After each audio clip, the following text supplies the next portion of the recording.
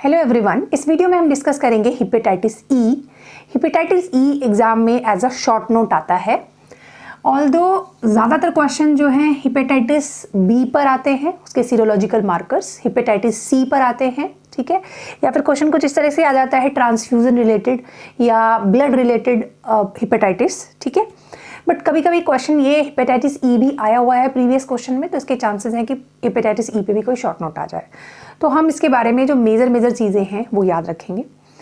एक तो hepatitis E जो है हेपेटाइटिस ए की ही तरह है, काफ़ी सारी फीचर्स इसकी उससे मिलती होती हैं, ठीक है। उसका भी फीको ओरल रूट से होता है और ये भी एंटेरिकली ही ट्रांसमिटेड होता है। एंटेरिकली मतलब वही फीको ओरल रूट के थ्रू होता है। सपोज किसी पर्सन को हेपेटाइटिस है, उसके फीसिस में ये शो होता है, जो वायरस है आप वहाँ पर देख सकते हो। तो थ्रू दैट फीकस अगर मान लिया कि कहीं पर सीवेज का पानी जा रहा है और नॉर्मल पानी जा रहा है, वहाँ पर आपस में कंटामिनेशन हो गया। तो ऑल्दो दिखने में पानी साफ है, वो क्लियर है, लेकिन वो लोगों को जब उसको लोग पिएंगे तो वहाँ पर उन्हें इन्फेक्शन हो जाएगा हेपेटाइटिस ई का। तो इस तरह से कंटामिनेटेड वाटर और कंटामिनेटेड फूड के थ्रू ये ट्रांसमिट होता है। So it is transmitted by the contaminated food and water. Fine, ये एंटेरिकली ट्रांसमिटेड हो रहा है। एंटेरिक हम बोलते हैं इंटेस्टाइन को, तो उसी के थ्रू ये ट्रांसमिट होता है, ठीक है ना। ये यंग एडल्ट्स में है। जैसे हेपेटाइटिस ए है, उसके चांसेस होते हैं कि बच्चों में वो ज़्यादा चांसेस रहते हैं होने के। ये यंग एडल्ट्स बोले तो 22 अप्रॉक्स 30 या 40 ईयर्स ऑफ एज तक जो है वो ज़्यादा हेपेटाइटिस ई के प्रोन रहते हैं, ठीक है। ये आउटब्रेक्स और स्पोरेडिक इन्फेक्शंस करता है। मतलब यूजुअली देखो, जो स्पोरेडिक इन्फेक्शंस मतलब कभी कभी कहीं मिलते हैं इन्फेक्शंस, तो वो तो इसके नॉर्मल होते हैं। लेकिन आउटब्रेक्स या फिर एपिडेमिक्स वो कभी कभी कर सकता है।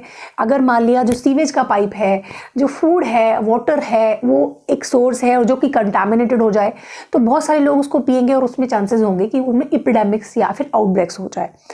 जैसे कि दिल्ली में हुआ था इसका आउटब्रेक काफ़ी साल पहले, जिसमें 30,000 से ज़्यादा लोग जो हैं वो उनकी डेथ हो गई थी बेसिकली। तो नहीं, सॉरी, डेथ नहीं हुई थी, केसेस मिले थे उतने। बाकी वो यूजुअली सेल्फ लिमिटिंग होता है, बट हाँ सीरियस केसेस भी हो सकते हैं। तो it was found in Delhi in 1955। तो मोर देन 30,000, 30 के लिखा है ना मैंने, के होता है 1000 का। सो मोर देन 30,000 केसेस जो है वो लार्जेस्ट एपिडेमिक इंडिया में हुआ था, तब ये रिपोर्ट करे गए थे। उसके रीज़न भी यही था कि जो यमुना का वाटर था वो कंटामिनेटेड हो गया था और हेपेटाइटिस ए का वायरस वहाँ पर पहुँच गया थ्रू द कंटामिनेशन। तो काफ़ी ज़्यादा लोगों ने पिया और बहुत ज़्यादा लोगों में हेपेटाइटिस फैला था उस टाइम पे। फाइन, यूजुअली क्या है कि इसके जो आउटब्रेक्स हैं या स्पोरेडिक इन्फेक्शंस हैं वो एशिया, अफ्रीका, सेंट्रल अमेरिका यहाँ पर ज़्यादा होते हैं। तो देखो, हम तो एशिया में रहते हैं तो हम एशिया याद रख लेंगे। अफ्रीका है, आपको पता है अफ्रीकन्स होते हैं। अमेरिका तो काफ़ी सभी लोग जानते हैं, तो ऐसे याद रख लोगे कि आप एशिया, अफ्रीका, अमेरिका, ए से, कि वहाँ पर आउटब्रेक्स और स्पोरेडिक जो इसके केसेस हैं वो काफ़ी ज़्यादा मिलते हैं। In India HIV infection accounts for maximum cases of sporadic acute hepatitis. देखो, ये जो हेपेटाइटिस ई है वो कंपैरेटिव टू हेपेटाइटिस ए के कंपैरेटिवली देखा जाए तो उसके केसेस के ज़्यादा मिलते हैं। ये एक्यूट जो केसेस होते हैं, यानी एक्यूट हेपेटाइटिस में जो है मैक्सिमम केसेस जो है वो हेपेटाइटिस ई के रहते हैं, सॉरी। और अगर एपिडेमिक्स होता है तब भी, एक्चुअली इसकी जो एपिडेमिक हेपेटाइटिस ई की हुई थी दिल्ली में, तो हम उसमें भी कह सकते हैं कि भाई वहाँ इसी वजह से हम बोल रहे हैं, इस एग्जाम्पल की वजह से कि ये ज़्यादा चांसेस रहते हैं। तो ये हेपेटाइटिस के सिमिलरिटी देखो, फीको ओरल रूट हो गया या एंटेरिक रूट से फैल रहा है, ये भी बहुत सीरियस नहीं है हेपेटाइटिस ई का इन्फेक्शन। ये सेल्फ लिमिटिंग है यूजुअली, लेकिन बहुत कम केसेस में ये फल्मिनेंट हेपेटाइटिस कर सकता है। फल्मिनेंट क्या होती है? सीरियस हेपेटाइटिस है ना, जो प्रॉब्लम कर रही है। इसका भी कोई कैरियर स्टेज यूजुअली नहीं है, हेपेटाइटिस ए का भी नहीं है, ठीक है। और ये भी थोड़ा सा सेल्फ लिमिटिंग टाइप है। तो ज़्यादातर चीज़ें कॉमन है। कुछ इंपॉर्टेंट पॉइंट्स हैं जो कि डिफरेंस क्या है, ये तो मैंने ऐसे आपको बना दिया। यूजुअली आपसे हेपेटाइटिस ए और ई में डिफरेंस नहीं पूछते, तो आपको बहुत सारे पॉइंट्स याद करने की ज़रूरत नहीं है। बट जब आप हेपेटाइटिस ई पे शॉर्ट नोट लिखेंगे तो आपको इनके डिफरेंस भी लिखोगे तो वो एक बेटर आइडिया होगा कि हाँ ए और ई में हम कैसे डिफरेंस लिखें, ठीक है। तो एक तो ये है कि ई जो होता है वो ज़्यादा कॉमन है comparative to A. Secondary attack rate जो होता है वो 10 to 20% ए का होता है, लेकिन इसका कम होता है। अब सेकेंडरी अटैक रेट क्या होता है कि सपोज एक बंदे को इन्फेक्शन है, ठीक है,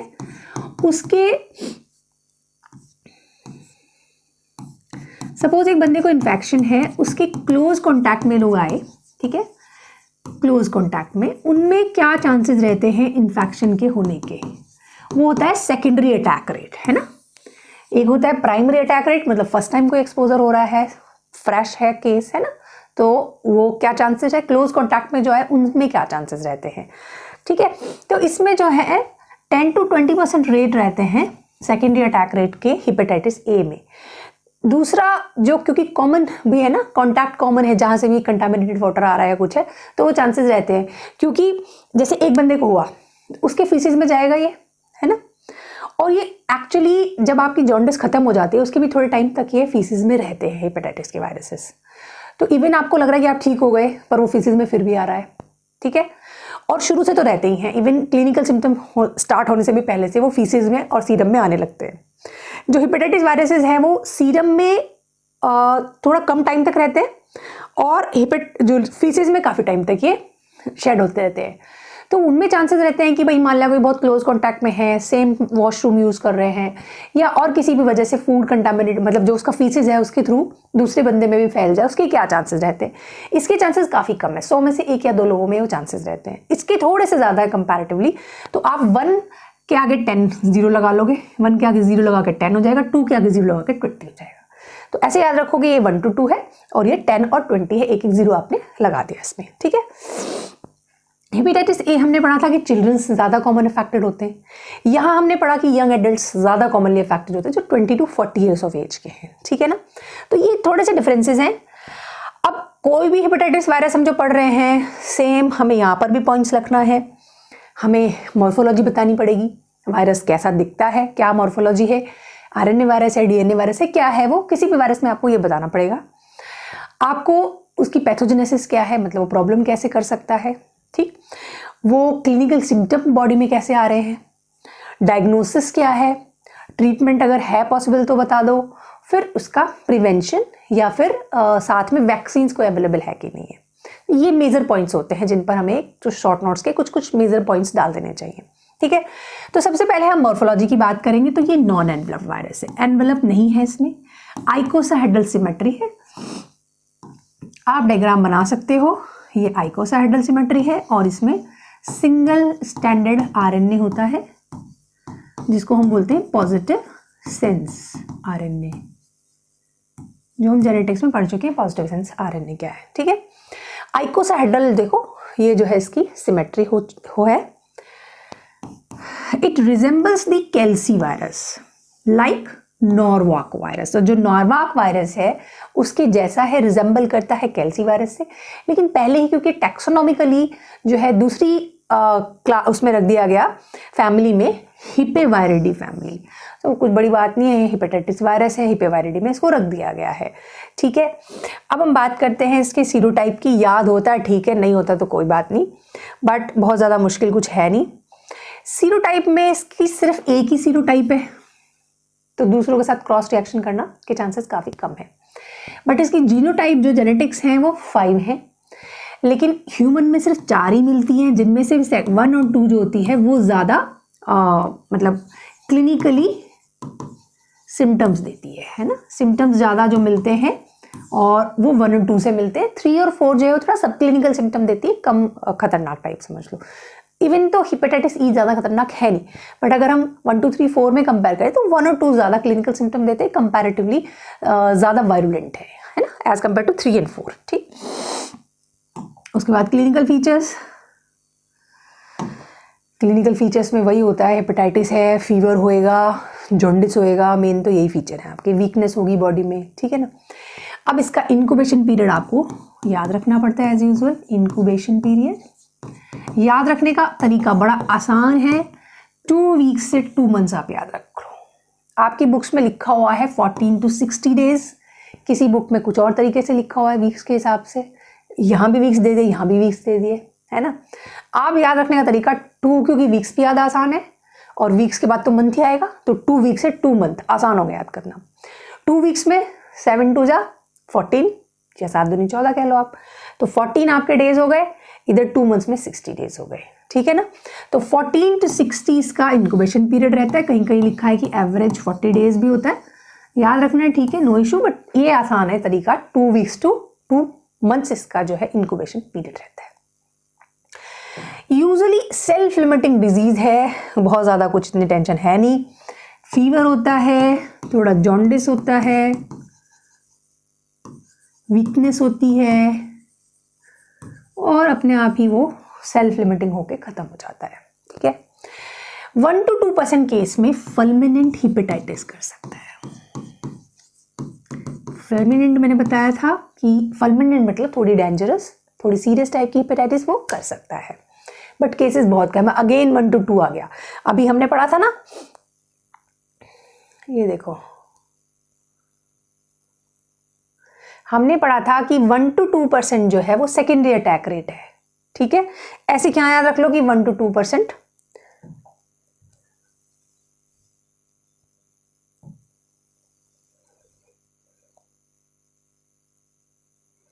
तो सेकेंडरी अटैक रेट में भी आपको 1 to 2 ही याद रखना है, फल्मिनेंट हिपेटाइटिस के केस में भी आपको 1 to 2 ही याद रखना है। लेकिन हाँ, प्रेग्नेंट के केस में थोड़ा सा ये सीरियस हो जाता है, हाई रिस्क हो जाते हैं, उसमें थोड़ी सी डेंजरस हिपेटाइटिस जिसको हम फल्मिनेंट हिपेटाइटिस कहते हैं, उसके होने के चांसेस बढ़ जाते हैं। अगेन यहाँ 1 to 2 है ना, 2 के आगे 0 लगा दो, 20%, तो उसमें जो रिस्क है वो थोड़ा ज़्यादा होता है, 20% है। इसलिए आपके लिए 1 to 2 जो है बड़ी अच्छी डिजिट है, इंपॉर्टेंट। 1 to 2 वहाँ, 1 to 2 यहाँ पे, 20% यहाँ प्रेग्नेंट में याद रख सकते हो, तो आप इस तरह से इसको याद कर लेंगे। कोई कैरियर स्टेट अभी तक है नहीं, कि किसी को अभी तक मतलब देखा नहीं कि कैरियर स्टेट है, हो सकता है आने वाले फ्यूचर में कोई रिसर्च आ जाए या कोई देखा हो पेशेंट में आ जाए, लेकिन फिलहाल तक की जो रिसर्च है वो ये कहती है कि कैरियर स्टेट इसमें नहीं है। तो क्रॉनिक जो हेपेटाइटिस है उसके होने के चांसेस भी काफ़ी कम हो जाते हैं, ठीक है। अब हम बात करेंगे कि डायग्नोसिस कैसे करोगे। देखो, हेपेटाइटिस का जो आप कर रहे हो, या ज़्यादातर केस में जो वायरस का किसी का भी कोशिश करेंगे आपकी जब डायग्नोसिस लिखते हो, एक तो आपको वायरस कहीं दिख जाए, किसी भी, आप उसमें देखोगे स्पेसिमेन क्या लेना है ना, कौन सा आप स्पेसिमेन लोगे, तो आप एक तो डेमोस्ट्रेशन ऑफ वायरस हो जाए, या फिर उसका जीन्स मतलब आपका जो जेनेटिक मटेरियल है, आरएनए या डीएनए, वो देखने को मिल जाए, है ना, या फिर इनडायरेक्टली उसकी एंटीबॉडी देखने को मिल जाए। एंटीबॉडी हम पढ़ते हैं आईजीएम एक्यूट को प्रेजेंट करती है, आईजीजी जो है वो क्रॉनिक को करती है, तो वो लगभग प्रोसेस सेम है। अब अगर आपको वायरस को देखना है तो इलेक्ट्रॉन माइक्रोस्कोपी करते हैं आप, यहाँ पर इम्यूनो इलेक्ट्रॉन माइक्रोस्कोपी बोलते हैं इसको। तो ये क्या कर रहे हैं हम, it is known as immuno electron microscopy, ठीक है। ज़्यादा डिटेल में जाने की जरूरत नहीं होती, इम्यून इलेक्ट्रॉन माइक्रोस्कोपी, छोटा सा वायरस है, इसको देखना आसान होता है इससे। अब वायरस है, आपको पता है बाइल है, उसको इन्फेक्ट कर ही रहा है, हेपेटाइटिस है, तो आपके लीवर को अफेक्ट कर रहा है, तो बाइल में भी आएगा, तो बाइल में देख सकते हो।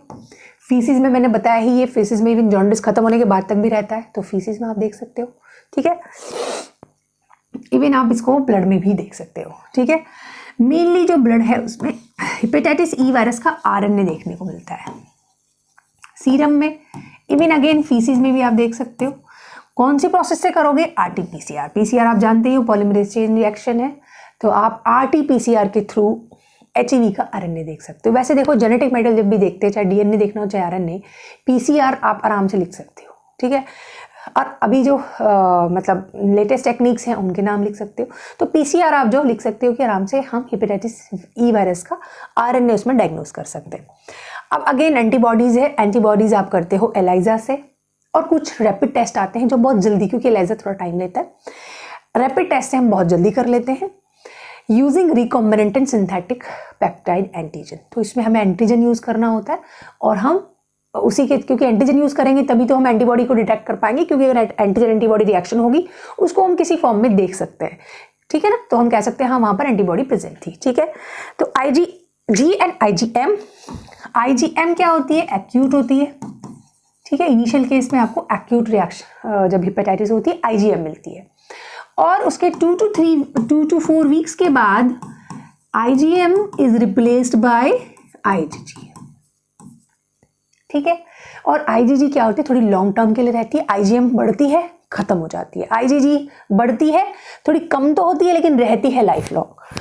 आप अगर किसी को एक बार हेपेटाइटिस हो गया, आईजीजी जो होती है वो बाद में भी आप देख सकते हो। आईजीजी आपको बताती है कि या तो रिकवरी हो चुकी है या क्रोनिक इन्फेक्शन है, ठीक है ना।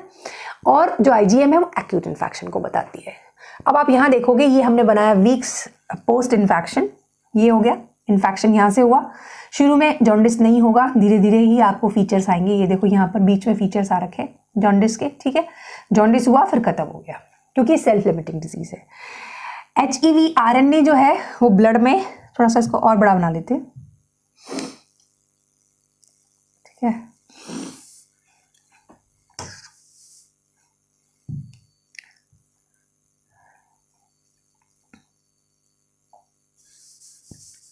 We can make it little big.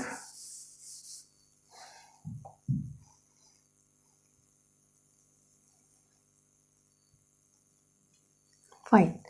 तो ये देखिए आप यहाँ पे बीच में इसको जॉन्डिस मिल रहा है, जो ब्लू कलर है ये जॉन्डिस के लिए इंक्रीज हुआ फिर खत्म हो गया। HEV RNA in blood, HEV RNA in faeces. देखो फीसिस में थोड़े लंबे टाइम के लिए रह रहा है, ब्लड में थोड़े कम टाइम के लिए रह रहा है। लेकिन ये देखो कि जब जॉन्डिस हो रहा है, जॉन्डिस से पहले भी ब्लड में है और थोड़ा सा बाद तक भी ब्लड में है। फीसिस में पहले भी है, बाद में थोड़ा ज़्यादा देर तक है। तो आप देखोगे जो जॉन्डिस है, सपोज करो हमने 4 to 6 वीक्स या 4 to 7 वीक्स के बीच में, थोड़ा सा ऐसे करके आप बना रहे हो उसको, यहाँ तक है ना, ऐसे ले रहे हो 4 to 7 वीक्स के बीच में। और उससे थोड़ा सा पहले आप 2 वीक्स पहले, ठीक है, 2 वीक्स बाद तक आप जो है फीसिस में दिखा सकते हो, और 1 वीक्स बाद तक आपको ब्लड में दिखा सकते हो। IgM देखो यहाँ 4 वीक्स के आसपास में बढ़ना शुरू हुआ है, फिर आपका बढ़ा, फिर ये कम होकर नॉर्मल आ गया। ये फिर आप क्या करोगे, 3 पे आप IgM बढ़ाना शुरू करो, 5 पे थोड़ा सा ही बढ़ा सकते हो, बढ़ा, फिर उसके बाद वो बड़ा ही रह गया थोड़ा कम होने के बाद, लेकिन लाइफ लॉन्ग अवेलेबल है IgG। थोड़ा बहुत वेरिएशंस बुक्स में रहता है वीक्स में, बट डजंट मैटर। मेनली आपको बेसिकली इनका कंपैरेटिव ये बताना होता है। जॉन्डिस हो गया, जॉन्डिस जब हो रहा था उसी के बीच में IgM बढ़नी शुरू हो गई थी। जॉन्डिस खत्म भी हो गया, उसके बाद तक भी आपको IgM मिल रही है थोड़ी सी। जब जॉन्डिस जो है थोड़ा सा फुल पीक से थोड़ा सा पहले जस्ट आप IgG को बढ़ाना शुरू करते हो और बढ़ा के फिर घट के नॉर्मल वहाँ तक रह गया। तो just you have to make a comparative diagram, that is very important. Fine. तो ये आपके कुछ मार्कर्स हैं जिसमें आप वायरस को देख सकते हो, आप सीधे सीधे उसके RNA को देख सकते हो, और आप उसके मार्कर्स देख सकते हो, वायरल मार्कर्स, ठीक है। आप हिस्ट्री ले सकते हो, जॉन्डिस के साइन देख सकते हो, ये आप कर सकते हो। अब प्रिवेंशन यही है, क्लीन वाटर लें, RO का वाटर पिएं या फिर उबाल के पिएं, कुछ भी आप जो देखोगे कि भाई आपका प्रिकॉशन यही है, क्योंकि फूड से आ रहा है, वाटर से आ रहा है, वहाँ पर आपको क्लीन ही यूज़ करना चाहिए। तो जो फूड है वो आपको clean food and clean water, fine. हो सके तो उसको उबाल के पियो, उसमें लिख लोगे we can take it like after boiling और आफ्टर RO वाटर ट्रीटमेंट, ठीक है ना। दूसरा आप जो है हैंड वॉशिंग बड़ी इंपॉर्टेंट होती है, हैंड वॉशिंग, ठीक है। हैंड वॉश तो सब में ही लिख सकते हो, जितना हैंड वॉश होता है अपना आराम से, ओवर नहीं करना होता, बट हाँ हैंड वॉशिंग खाना खाने से पहले हमेशा करते हैं, तो चांसेस रहते हैं इन्फेक्शंस के कम होने के, ठीक है। तीसरा वैक्सीन्स की बात है। ऑल्दो वैक्सीन्स की ज़रूरत नहीं पड़ती, क्योंकि यूजुअली जो होते हैं बहुत ही सेल्फ लिमिटिंग केसेस हैं, अपने आप ही डिजॉल्व हो जाते हैं, तो नहीं ज़रूरत पड़ती। लेकिन चाइना ने एक वैक्सीन सिर्फ अप्रूव करी है अभी तक, जो क्लिनिकली टेस्टेड है, HEV-239। देखो 2 के बाद 3 आएगा और 3 3 दूनी 6 3 9, ठीक है ना, ऐसे मतलब याद रखने का तरीका जस्ट बता रही हूँ, 239। तो ये चाइना ने अप्रूवल ले रखा है इसका। ये रिकॉम्बिनेंट HEV प्रोटीन यूज़ करके बनाई गई है, ठीक है। और ये वैक्सीन अभी भी ग्लोबली तो अवेलेबल नहीं है, it is not available globally, sorry, not available globally, but या ये चाइना में अभी तक है अप्रूव, पाकिस्तान में भी अप्रूव है, ठीक है। तो बाकी कुछ और जगह भी हो सकती है, you just have to remember China और पाकिस्तान में है, ठीक है, बट ग्लोबली अवेलेबल नहीं है। इंडिया में इसकी यूजुअली ज़रूरत हमें नहीं पड़ती। तो हेपेटाइटिस पे क्वेश्चन आता है तो एटलीस्ट आप उसको पहले स्टार्टिंग में बेसिक लिखेंगे, कहाँ से कैसे हो रहा है ये, इसका रूट लिख देंगे ट्रांसमिशन का, मॉर्फोलॉजी आप लिख देंगे इसकी थोड़ी सी, ठीक है, क्लिनिकल सिम्टम्स लिख सकते हो, लैब डायग्नोसिस बहुत इंपॉर्टेंट होता है, माइक्रोबायोलॉजी में हर चीज़ का लैब डायग्नोसिस आना चाहिए। नहीं आता तो बेसिक आप पॉइंट्स होते हैं, बैक्टीरिया में कैसे करोगे, वायरस में कैसे करोगे, पैरासाइट में कैसे करोगे, ठीक है ना, यही तो है मेजर। तो उनको आप देख लेते हो कि कैसे कैसे आप करते हो। तो जो हेपेटाइटिस का है लगभग हम सब में ऐसा ही करके लिख सकते हैं, वायरस देखो, आरएनए देखो, या फिर इसके जो एंटीबॉडीज़ हैं IgM IgG वो हम देख सकते हैं। एंड फाइनली थोड़ा सा वैक्सीन एंड प्रिकॉशंस जो प्रिवेंशन होता है। Thank you very much.